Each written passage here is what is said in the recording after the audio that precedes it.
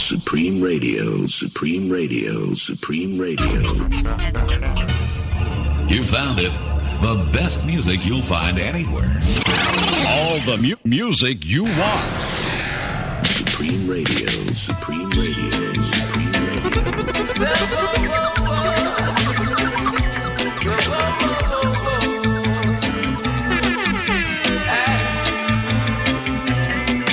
Reggae music a boom until the speakers blow. Turn it up, selector. Who's rock reggae? You don't know. Pull it up, selector.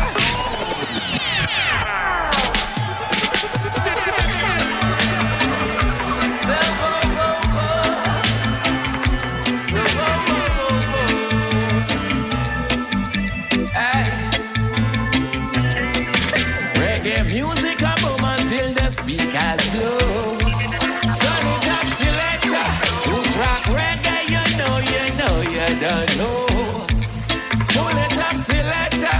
I say, oh, run that back, selector. I know power, the boss in your soul. Give me a one drop, selector. Supreme Radio, Supreme Radio, Supreme Radio. Run that back, selector. I know power, the boss in your soul. Give me a one drop. You're listening to Ann's UK Black Men Talk Show, live on the one and only Supreme Radio. Greetings each and everyone, greetings and welcome to the final segment of the show today. Welcome to the final segment. Now, such a pleasure. You guys know I love the music segment, so I'm really excited. Our special guest, first time on the show. He is a multi-talented reggae artist. He is also a veteran of the United States Air Force. He holds a doctorate degree. He really is Dr. Colle Kharis. He's a musical force described as being on a mission to uplift souls and spread conscious lyricism. So I'd like to welcome him to this amazing space live on Supreme Radio as we get to know the person behind the music, from being raised in the Caribbean, his journey. He's going to tell us each step of the way. And we're not just talking music, we are embarking on a musical journey of purpose. So what does music really mean to Colle Kharis, multi-talented singer-songwriter? Welcome to UK Black Men Talk Show, live on the Inspirational Community Radio Station, Supreme Radio. Welcome, Colle Kharis. Welcome, sir. Greetings, and thank you for having me. I'm very honored to be here. It's a pleasure to have you here on the show for the musical segment. Now, we have a tradition on the show where we check in. I just ask you a number of how you're feeling from 1 to 10, and 9, 10 is like you're feeling really in a great space, and 5, 6 is like you're balanced. So a number and a word of how you're feeling right now. Yeah, I would say, maybe a 7, 8, just because I'm a little tired, been, traveling a lot. So just a little tired. Wish I was more rested, but besides that, I'm all good. Brilliant. And what word comes to mind for this moment? I would say excited and honored. Yes. Well, that really reflects how we're all feeling right now. So I researched you so much music. So we're going to play some of the songs in this interview, and also to conclude the whole interview, there's a particular song that I absolutely cannot stop playing, and we talked about this, that you're going to guess. I just said I wouldn't share what the song is. You're going to guess what song that is by the conclusion of the show. So, Colle Kharis, just some questions for you. When I was learning more about your journey, and what stood out to me is that music has always been there for you. If you can, take me back to the beginning, and what did music feel like growing up for you? And say a bit about yourself to the listeners, whatever you want the listeners to hear.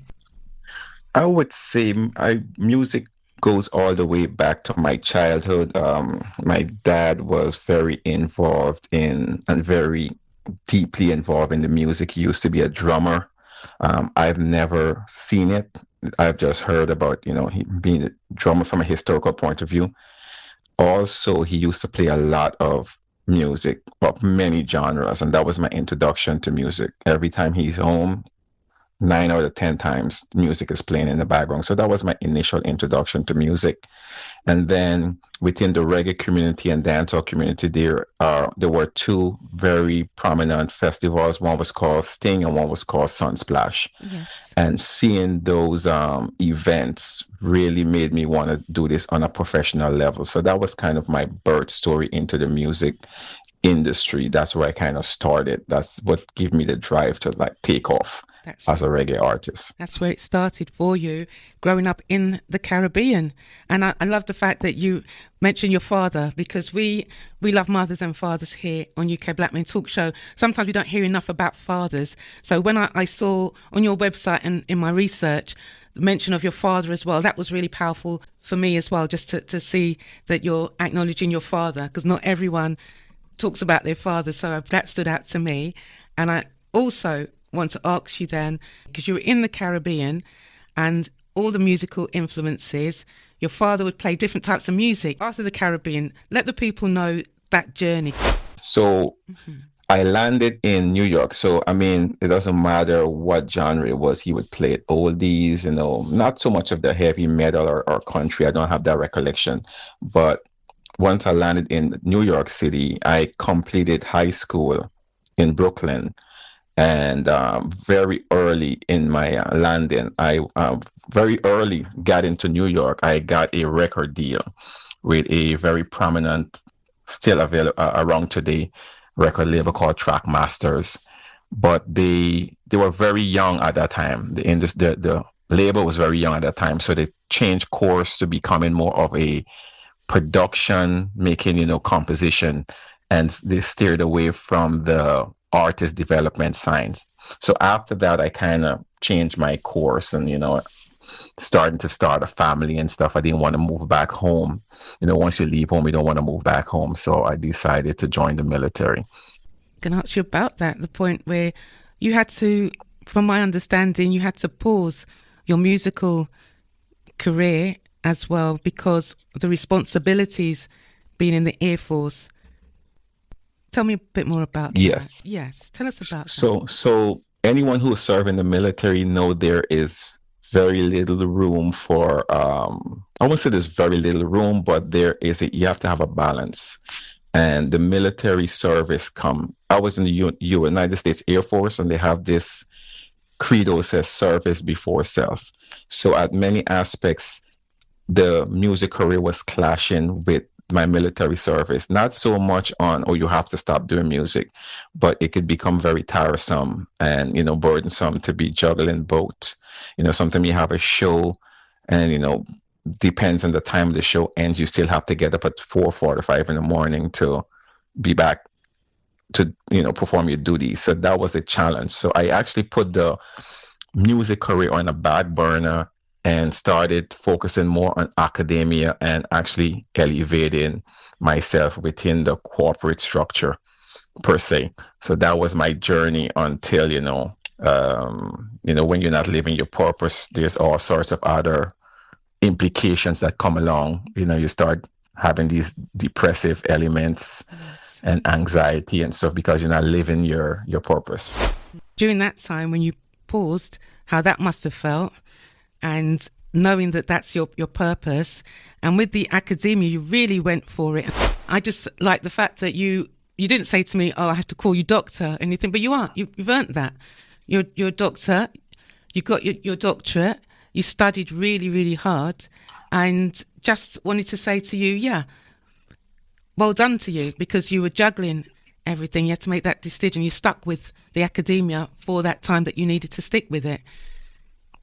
Yes. And that's usually how I operate. When I embark on whatever journey I go on, I take it very seriously and I approach it 100%. I don't, take shortcuts. If I'm going to do it, I'm going to do it 100%. And that's how I approach music. That's how I approach my military career. I approach my academia. that's my federal career. That's how I approach it. I try to do the best I can and accomplish as much as I can within that time frame. Yes, I picked that up. You're somebody, you've got an assignment, you know what you need to do, and you get on with it. And you seem like somebody determined. Am I correct? You're this person that you're going to finish and complete. You're going to complete what you're doing. And definitely. I'm not a quitter in many aspects. So that's kind of how I approach life. You kind of, when you start something, you got to finish it. I know you can run into hurdles and some stuff you kind of have to quit or put on the back burner, but the serious things in life, you got to push through. What was that moment or that feeling? What happened there when you just returned to the music?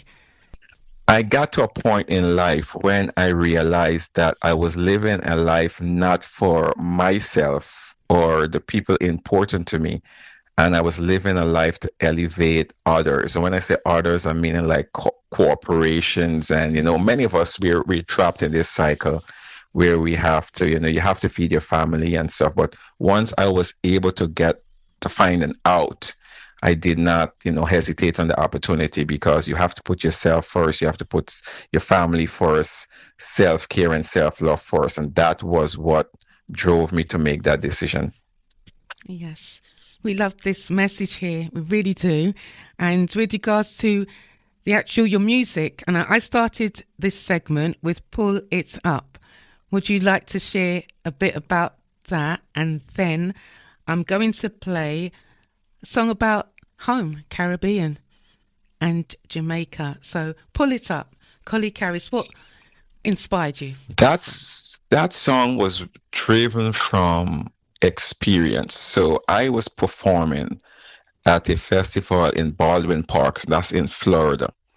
And there was this, I wouldn't say elderly, she probably was in her early 60s, Jamaican lady, and there was a Bob Marley song playing, and she was just dancing and having the best time. She wasn't dancing with anybody. She was all by herself, just having a very upful time. Oh, cool. And I looked at her and I was like, I want to have a song that make people have that type of feeling. The soul in the drums, the feeling, that the upliftment of reggae music. And within no time, I went back home and I wrote that song. And that's what birthed that song. Yes, I love that song. I'm dancing away to that song. Thanks for sharing that. Now, Caribbean Bloodline, and also a song Rise Jamaica. Now, tell me about Caribbean Bloodline. I love that, and it's come at such a great time because so much is happening right now. So Caribbean Bloodline, share with us a bit about that song. So I'm from the Caribbean, and I have an immense love and appreciation for my Caribbean upbringing. And I wanted to do a song that celebrates us, because we have some of the greatest people, music, food, the culture. And I wanted to create a song that celebrates that. And I did a lot of research, because a lot of my songs are research-based.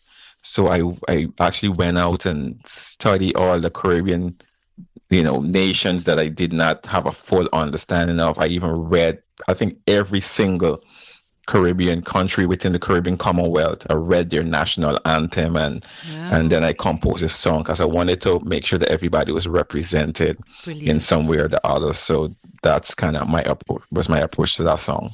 Yes, you're well researched. I love that, and it shows in your music. Your music it captures us from the core. And I'm going to play right now Caribbean Bloodline. And as we're going into the break, we have time for the Rise Jamaica as well.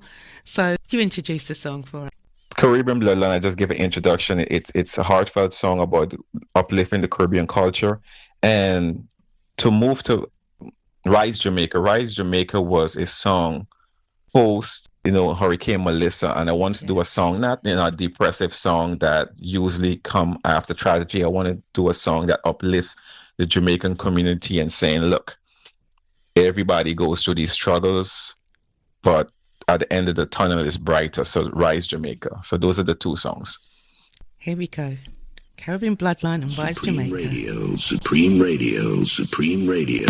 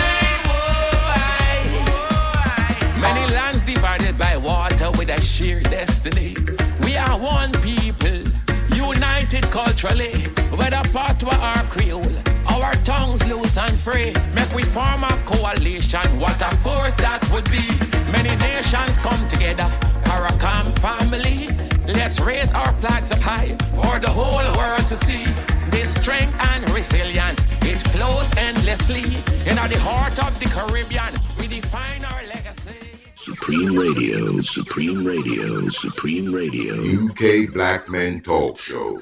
Live on the one and only Supreme Radio.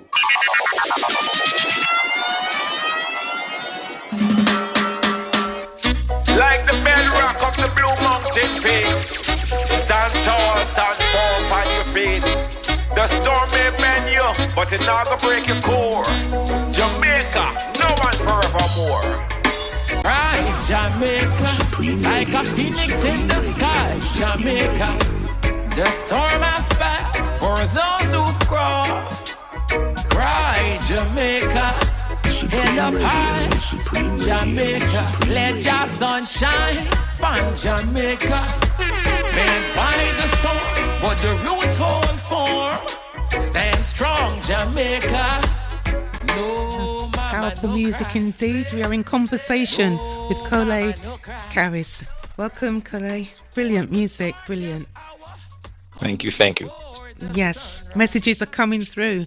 So after the break, we're going to share some of the messages and continue with the conversation. How are you feeling right now, sir? How are you feeling? I feel really good. What about yourself? I'm feeling fine. I love the music segment, and I think that it's really powerful, your story, and really pleased that you come on the show. So I am in a good space myself. So thanks for asking, and keep up the amazing work. People are just messaging and fire signs coming through as well. So we're going to return after the break with more music and conversation with Colle Kharis. Stand strong, Jamaica. Oh, what a sight, come like a thief in the night. The tree, it a squabble with the wind, it a fight. Sing roof paint the sky, take flight like a kite. Children traumatized, them heart full of...